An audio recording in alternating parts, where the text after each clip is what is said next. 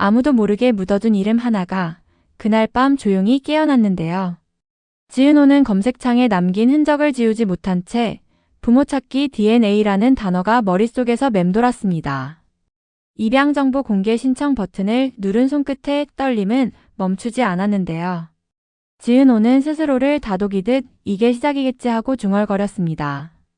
마음속에서는 정리했다고 믿었던 지난 10년의 조각들이 자꾸만 엇갈려 붙었고 오래 숨긴 감정과 오래 미룬 질문들이 동시에 떠올랐습니다. 이 지역에게 우리는 이미 깨진 그릇이에요 라고 선을 그은 말이 돌아오는 길에 더 무겁게 내려앉았는데요. 어쩌면 그 말은 지역에게만 한 게 아니라 오래전부터 자신에게 던지고 있던 다짐이었는지도 몰랐습니다. 이 지역은 사무실의 불을 끝까지 끄지 못했습니다. 예비 입찰을 통과했다는 기쁨은 하루를 못 버티고 흩어졌고 투자금이 빠질 수 있다는 연락은 유난히 예고 없이 찾아왔는데요. 숫자와 일정표 사이로 자꾸만 지은호의 말이 끼어들었습니다. 왜 선배 마음대로 남의 인생의 기준을 정해요? 지역은 그 문장을 곱씹으면서도 자신에게 변화가 필요함을 느꼈습니다. 박성재는 침착하게 입술을 다물었습니다. 스스로도 인정했듯 지은호를 사랑이라 부르기엔 부족했습니다. 그는 지켜보는 일에 익숙했고 과거에 대해서는 더 이상 말을 늘리지 않겠다고 결심했는데요. 새어머니 고성희와의 줄타기, 웃는 얼굴 끝에 서늘함이 서린 관계를 오랫동안 연기해왔던 성재는 그런데 지은호는 다르다는 생각을 여전히 버리지 못했습니다.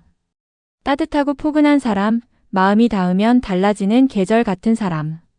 다만 이제 그는 그 따뜻함 위에 자신의 발자국을 남기지 않겠다고 마음을 정리했습니다. 정순이는 늦은 밤까지 불을 끄지 않았습니다. 딸아이 휴대전화에 뜬 낯선 기관 이름, DNA, 친가족 찾기 눈을 감으면 오래전 병원 복도의 냄새가 났는데요. 내가 잘한 걸까? 라는 물음이 목구멍 끝에서 튀어오르다가도 정순이는 그저 두 손을 포개었습니다. 은호야, 엄만 괜찮아. 정말 괜찮아. 말은 그렇게 했지만 마음은 엄마가 되기 전으로 아무래도 돌아갈 수 없었습니다. 그 시각 고성희는 짧고 정확한 문장을 선호했습니다. 오늘도 지은호 씨 팔로우하겠습니다. 라는 신 팀장의 보고에 성희는 짧은 혀 차는 소리를 냈는데요. 당연한 걸 왜 보고하니? 결과를 가져와, 결과. 그녀에게 감정이란 필요할 때 꺼내 쓰는 액세서리였습니다. 지은호의 입양 기록이 열릴 가능성, 이름이 바뀌는 순간의 혼란, 성희는 자기 방식으로 계산을 하고 있었고 그 계산은 늘 누군가의 약점을 비용으로 삼았습니다. 오랫동안 그래왔고 한 번도 틀린 적이 없다고 믿고 있었는데요. 다음 날 아침 지은호의 DNA가 등록되자마자 안내 문자 하나가 도착했습니다. 가까운 친인척으로 추정되는 데이터가 있습니다. 확인을 원하시면 문장을 끝까지 읽기도 전에 심장이 먼저 반응했습니다. 가까운 친인척이라는 5글자가 귓속에서 울렸는데요. 기대와 두려움이 동시에 교차했습니다. 지은호는 잠깐 눈을 감고 정순이와 지강호의 얼굴을 떠올렸습니다. 누군가를 찾는 일은 다른 누군가의 마음을 비워내는 일과 맞닿아 있었고 그걸 알기에 더 조심스러웠는데요. 그럼에도 불구하고 저 확인하겠습니다. 지은호는 벽을 짚고 서서 마지막 단어를 눌렀습니다. 이 지역에게는 다른 종류의 문자가 왔습니다. 투자 보류. 두 단어가 모든 문서의 첫 칸을 지워버렸는데요. 자금 라인이 끊기면 다음 주 이사회 앞에서 내밀 보고서가 사라지고 보고서가 사라지면 인수전에서 설득력이 무너집니다. 어젯밤부터 미묘하게 돌아가던 시장의 소문, 경쟁사의 갑작스러운 제안, 그리고 어디선가 누군가가 만졌을 것 같은 조건표. 지역은 곧장 재무팀과 전화를 붙들었고 투자처 담당자에게 단단한 목소리로 물었습니다. 보류 사유를 공식 메일로 주시죠. 오늘 안에. 하지만 전화를 끊고 나서는 깊게 숨을 몰아쉬었습니다. 감정은 안으로, 해결은 밖으로라는 원칙을 떠올렸는데요. 그 원칙을 지키려면 어제와 전혀 다른 사람이 되어야 했습니다. 이상철은 아들 표정이 다 말해준다는 걸 누구보다 먼저 알았습니다. 혼자 뛰어들었지? 상철의 말투는 꾸짖음처럼 들렸지만 실제로는 손등을 따뜻하게 감싸는 온기였는데요. 아버지, 아직 끝난 거 아닙니다. 지혁이 낮게 말했습니다. 끝나기 전까진 아무것도 끝난 게 아니죠. 상철은 고개를 끄덕였는데 그 끄덕임에는 지난 33년의 출근과 퇴근이 정년퇴직의 마지막 날에 찍었던 사인과 그날의 퇴근길 하늘이 함께 들어 있었습니다. 좋다. 대신 끝까지 버티려면 내가 먼저 흔들리면 안 된다. 상철은 자리에서 일어나며 덧붙였습니다. 도움이 필요하면 말해라. 가족이잖아. 그날 오후 박성재는 한 장짜리 메모를 가방에서 꺼냈습니다. 유동성 대체한 브리지론 신용보강 절차. 그는 자신이 가진 카드들의 이름을 최대한 사적인 감정을 배제한 필체로 적었는데요. 친구를 돕는다는 구실로 집안의 레버리지를 건드릴 생각은 없었습니다. 정확히 선을 긋고 그 선 내에서 최선을 다하자는 쪽이 성재의 방식이었는데요. 그래서 그는 지혁에게 말했다는 말도 꺼내지 않았습니다. 내가 나를 구해줬던 날을 기억한다. 중학교 시절 운동화 사건. 그날 이후로 그는 보호받는다는 사실이 부끄러워졌고 보호받지 않는 척하는 법을 배웠습니다. 이번엔 내가 내 뒤에서 계단을 받쳐줄게. 성재는 조용히 다짐했습니다. 누군가의 등에 기대지 않고도 누군가의 등을 떠받칠 수 있는 방법을 이제는 알 것 같았는데요. 한편 이지원과 박영라는 세간에 떠도는 풍문에 대해 얘기하고 있었습니다. 박영라의 운전기사이자 보디가드로 지내며 얄팍한 농담 뒤에 숨은 성인들의 숨소리도 듣는 법을 익혔는데요. 그가 들은 건 단순한 풍문 같았고 동시에 누군가의 통화에서 자꾸 반복되는 단어였습니다. 입찰 투자 보류 담당 임원 대체안. 지화는 이 단어들이 서로 연관성이 있다고 느꼈습니다. 영라는 오빠 말할까? 말하지 말까? 하고 물었습니다. 지화는 잠시 생각하다가 솔직히 대답했습니다. 말하자.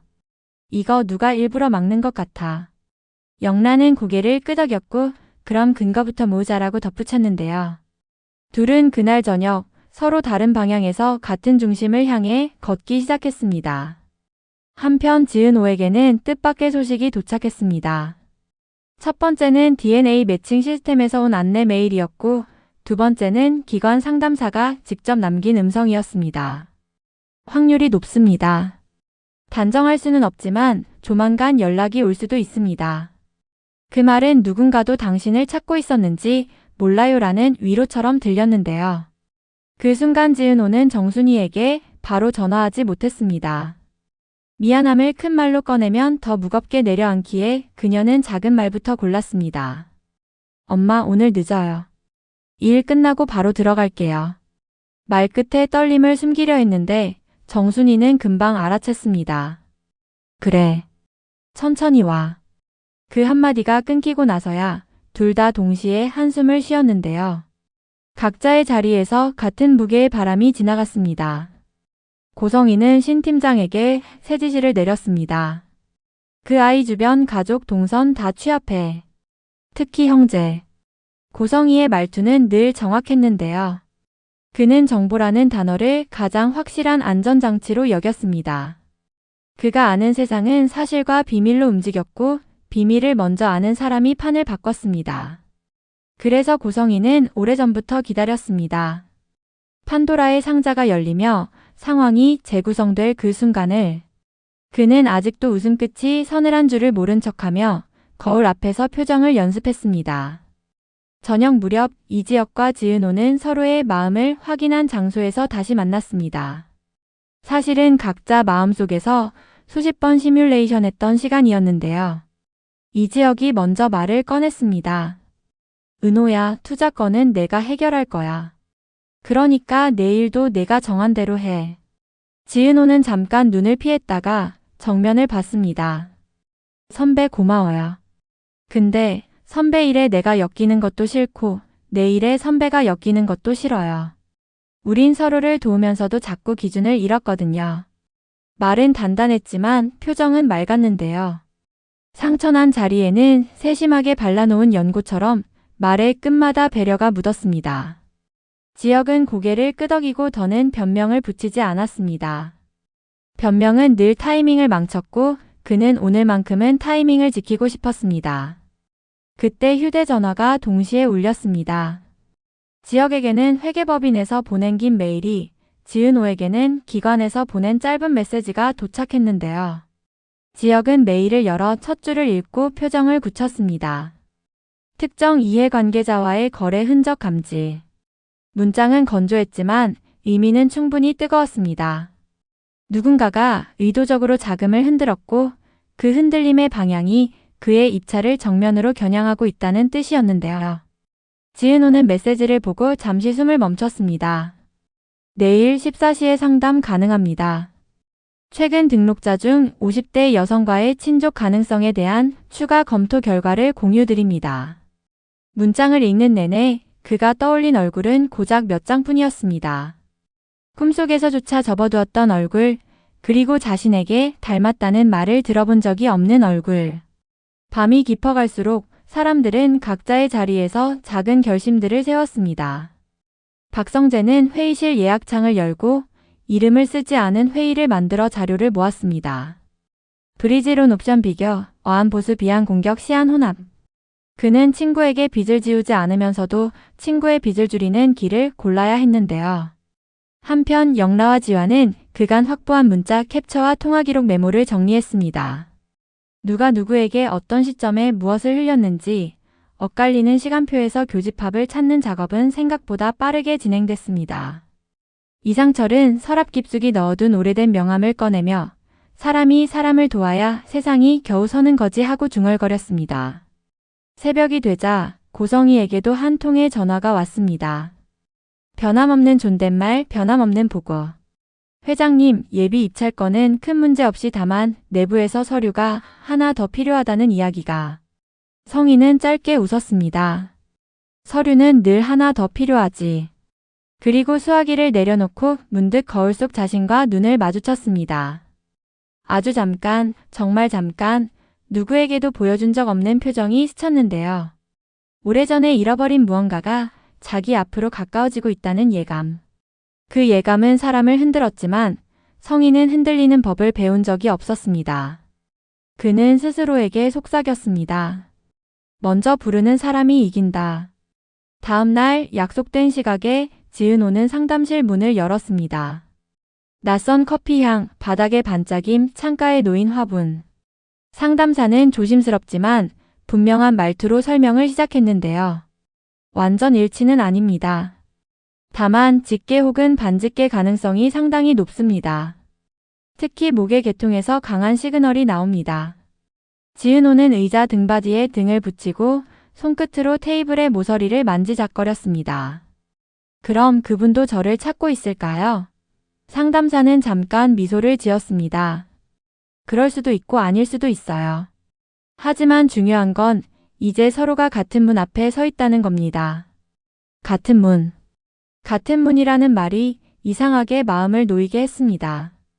누군가 문 너머에서 문고리를 잡고 있다면 어느 날엔가는 문이 열리겠지요. 다만 그날이 오늘일지 내일일지는 아무도 모르는 거였습니다. 그 무렵 이지혁은 투자처 담당 임원과 마주 앉았습니다. 평소라면 농담 한두 마디로 분위기를 풀었겠지만 오늘은 달랐습니다. 그는 정리한 팩트만 차분히 꺼냈고 감정은 한 번도 꺼내지 않았는데요. 저희가 제시한 조건과 일정은 약속대로 이행 중입니다. 귀사 사정으로 보류하신다면 이해합니다.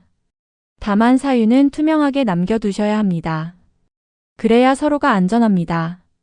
서로가 안전하다는 말에 담당 임원의 표정이 아주 미세하게 흔들렸습니다. 흔들림은 때때로 진실의 그림자가 되어 테이블 위에 고요히 드러나는데요.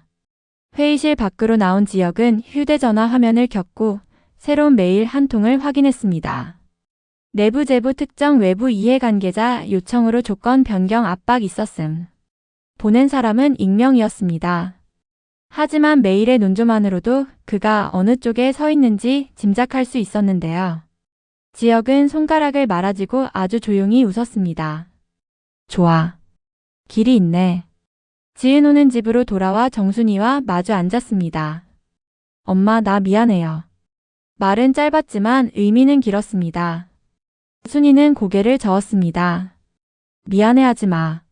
내가 내 인생을 찾는 건 엄마가 엄마로서 제일 바라는 일이야. 그 말을 듣는 순간 지은호는 처음으로 눈물을 참지 않았습니다. 밤 10시 박성재는 한 통의 전화를 걸었습니다. 대상은 집안의 금융 파트너 중 한 곳이었고 그는 의외로 담담하게 말문을 열었습니다. 개인 제안입니다. 공식 라인이 아니라는 점을 먼저 밝히죠. 단 보증은 제가 겁니다. 기간은 짧고 조건은 깔끔합니다. 하나만 약속해 주세요. 1절 외부 노출 금지. 전화 너머에서 짧은 숨소리가 들렸고 곧바로 기계적인 타이핑 소리로 바뀌었습니다. 성재는 전화를 끊고 나서 한참 동안 창밖을 봤습니다. 누군가를 사랑하지 않기로 한 사람도 누군가를 돕는 일에서만큼은 고집을 부릴 수 있었습니다. 그 고집이 언젠가 부메랑처럼 돌아온다 해도 오늘만큼은 괜찮았습니다. 그리고 아주 늦은 시간. 고성희의 책상 위에 익숙한 듯 낯선 봉투 하나가 놓였습니다. 개봉 필수. 서류 보안. 봉투 안에는 예상대로의 문서와 예상 밖의 사진 한 장이 들어 있었는데요. 오래된 흑백 사진 속에서 어린 소녀가 카메라를 빤히 바라보고 있었습니다. 성희는 한동안 사진을 내려다보다가 의자의 등받이에 천천히 기대었습니다. 손끝이 아주 미세하게 떨렸습니다. 잡히지 않던 기억의 오리, 사진의 모서리에서부터 실처럼 풀려나오는 느낌이었는데요. 그는 조심스럽게 사진을 봉투로 다시 넣었습니다. 그리고 아무도 듣지 못할 만큼 낮은 목소리로 말했습니다. 먼저 부르는 사람이 정말 이기는 걸까? 다음 날 카페 문이 열리자 상쾌한 바람이 들어왔습니다. 그때 휴대전화 화면에 새로운 메시지 알림이 떠올랐습니다. 보낸 사람은 익명, 내용은 짧았습니다.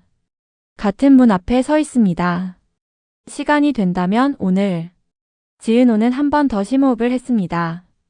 깨진 그릇을 다시 붙여도 쓸 수 없다는 말, 그 말은 우리에게 하는 말이었지 내 삶 전체에 대한 판결문은 아니니까요. 그럼 오늘. 그 시각 이지혁의 메일함에는 두 통의 메일이 거의 동시에 도착했습니다. 하나는 브리지 론 잠정 승인, 다른 하나는 내부 압박 정황에 대한 추가 제보였습니다. 그는 두 메일을 나란히 열어놓고 차분히 다음 수를 계산했습니다.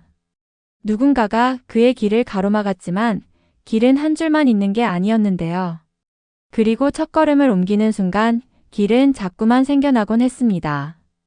이번엔 누군가의 기준이 아니라 자신의 기준으로, 누군가의 인생이 아니라 자신의 인생으로 선을 그을 자리와 손을 내밀 자리를 스스로 정하기로 했습니다.